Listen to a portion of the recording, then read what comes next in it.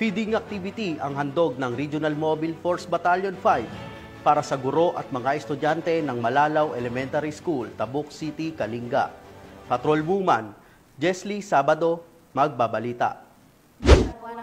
Activity ang mga tauhan ng 15 Authored Maneuver Company, Regional Mobile Force Battalion 15 sa pangunguna ni Police Lieutenant Elmo T. Guzman para sa mga mag-aral at guro ng Malalaw Elementary School sa Barangay Malalaw, Tabuk City, Kalinga nitong ika-24 ng Oktubre taong kasalukuyan.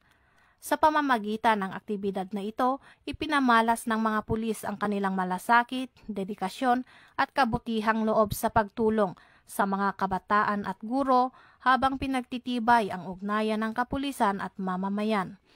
Ang nasabing gawain ay nagbigay inspirasyon ng pagkakaisa, pagtutulungan at tiwala na siyang pundasyon ng matatag na relasyon sa pagitan ng Philippine National Police at ng komunidad.